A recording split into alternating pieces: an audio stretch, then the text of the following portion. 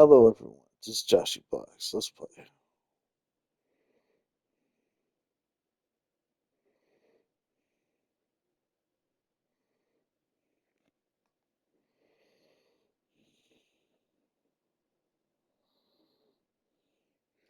This could be a short video.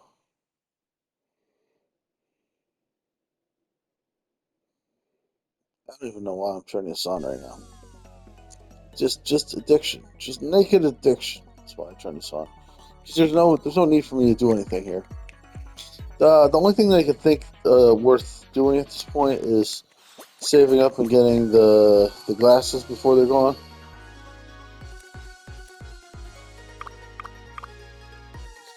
If I wanted to go even further, I could save up 3,100 and grab also the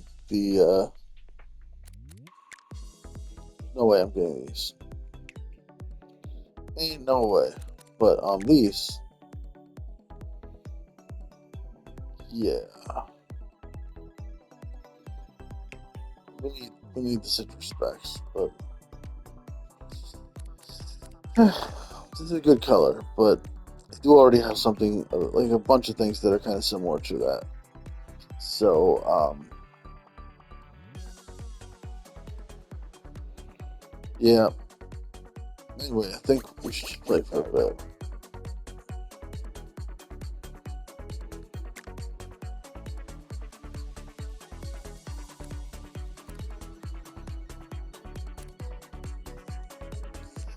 Career Spotlight is the best way to go, I think. Although Explorer is also worth doing. Let's do Career Spotlight.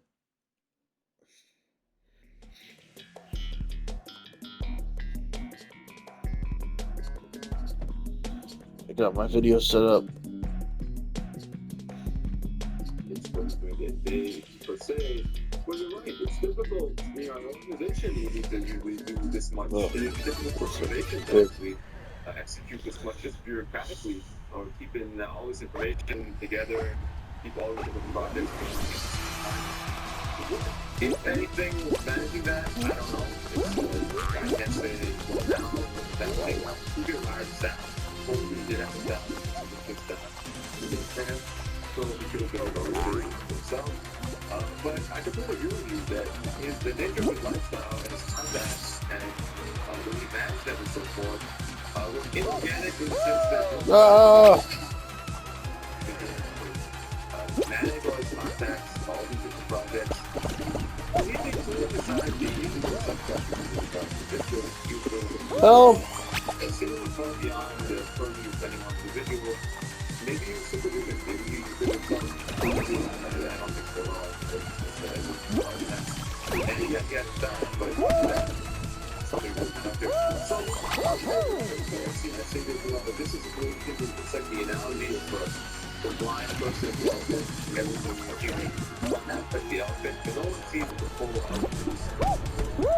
You will find in the New York Times that they're from part of the science stuff like that. But you know, but you know, it's a big responsibility to have it and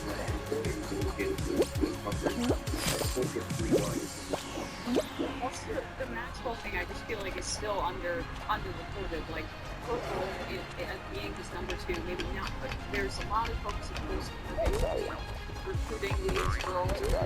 Oh. Terrific. But as not Rob is as pharmacy of the trade. Here we go. Like, he died seriously in the ocean, got or fell off his boat. I think that was what happened. Maybe he didn't get pushed off. We don't know. Lots of mysterious stuff happening around the story. But like, how that team take over Victoria's favorite, his baby daughter, the boat was named after. And it seems like a lot of people that seem to replace this very with her father with Let me in. business Ah. right? Oh. Hi, I'm the guy that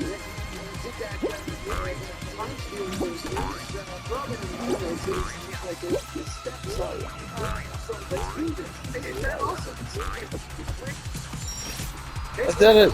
Let's go. Check out our daily show. We do it every day at 12 p.m. Eastern for about 2.5 hours. We even take phone calls. You should check that out.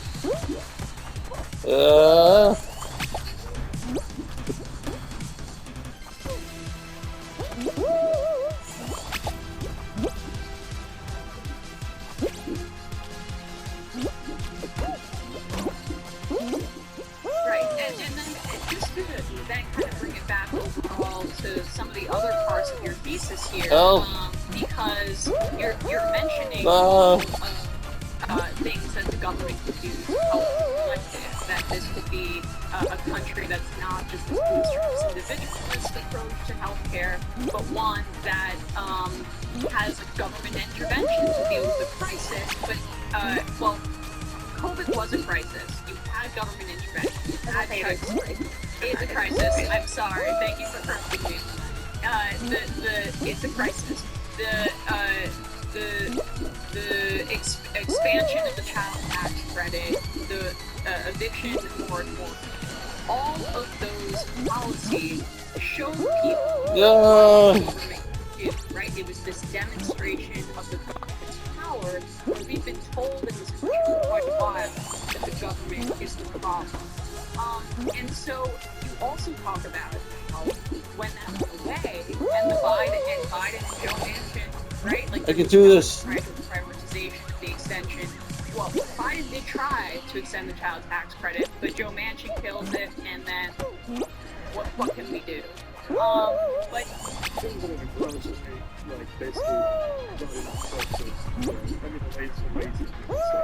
right.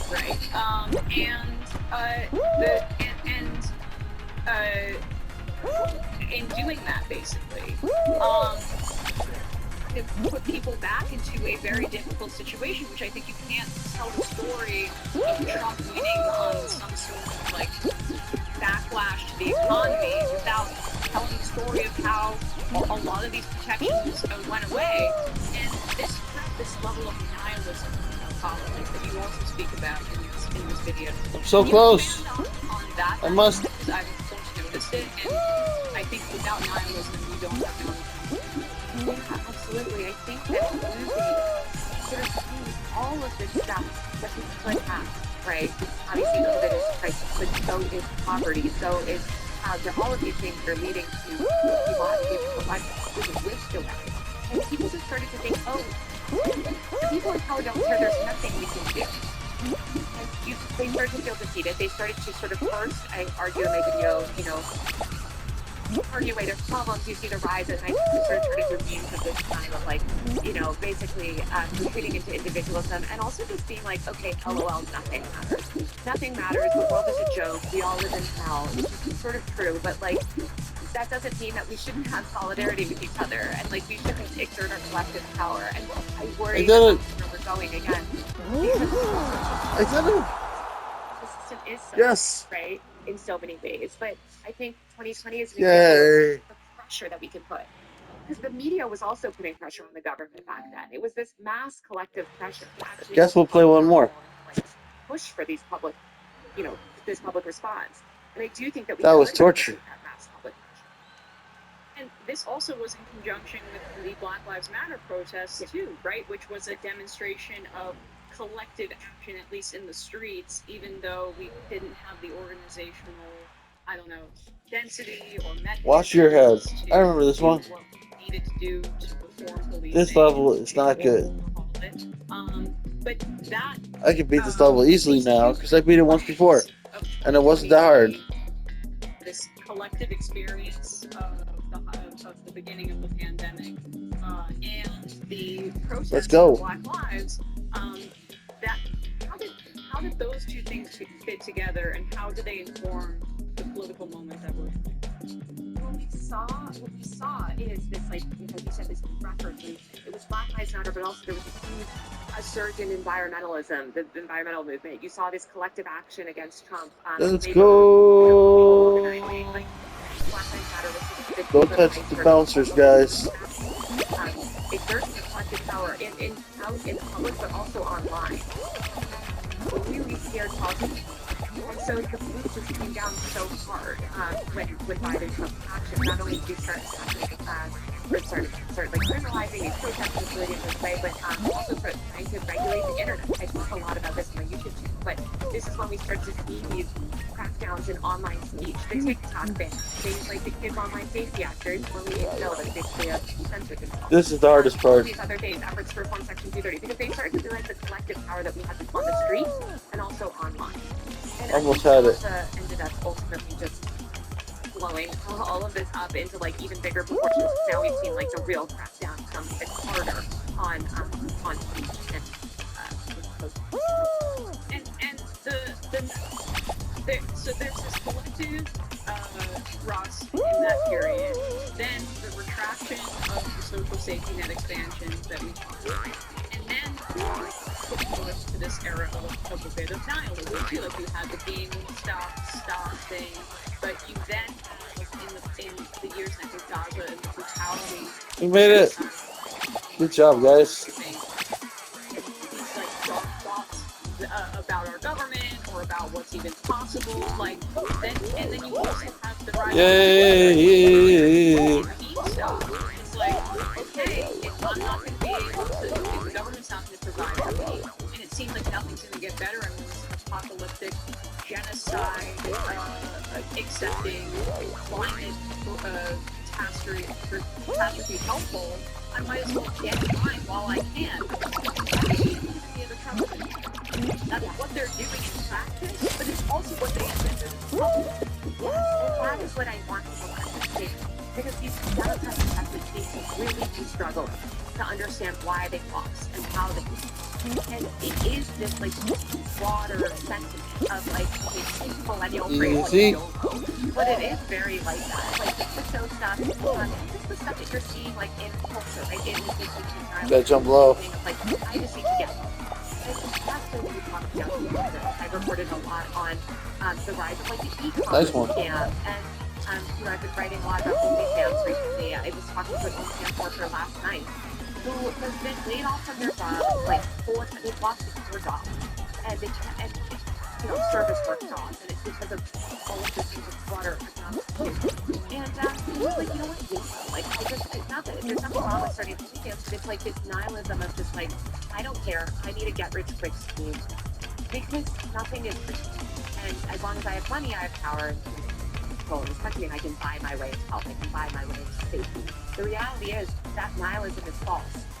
You're not going to be the crypto billionaire. You're going to lose your money. You're not going to be able to buy your way out of I'm sorry. I got this. No problem. No. Oh, sorry. I want you to realize that.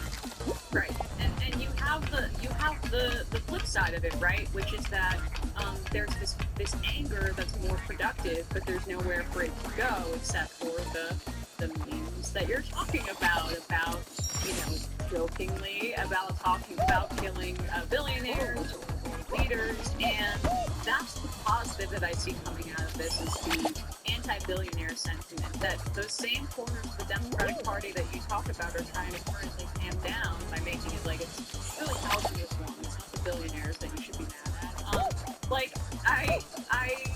I keep returning to that because there was just a poll that came out, we'll go through it later, about what voters actually respond to, and it's the obvious one. Yeah, you don't understand that. And the Democrats, I don't think they spend time online. But you see these pervasively, and this is what I talk about in my videos, so you can sort of read the sentiment, the broad public sentiment through the internet very effectively, especially through these mass cultural moments in the news. And I think people are realizing, and I talked about this in the video too, like, this violence is sanctioned by the government. Like, we have witnessed what they've been doing in Gaza. We've witnessed what they've been doing to student protesters. America is a very violent country, and the government is actually totally comfortable with violence. It's just when violence is directed in the wrong direction, they have problems, right? And so we see this, people are like, all right, well, violence is okay, then, like, why can't we, the billionaires that are causing us stuff, the healthcare CEO. Heck yeah. Let's go. And just like violence, it's feels like the only language that the government speaks, and so they are going to do that because again, they feel like they have no viable path All to right, I'm reforming done. the political system because they've been That was a lot. the Republicans are selling them sort of a false dream, and so there's just a lot of And lastly, Tim, like this where you also is the point so important is the computer. That's all, folks. Please like, subscribe, bell, leave a comment. Love you guys. Bye bye.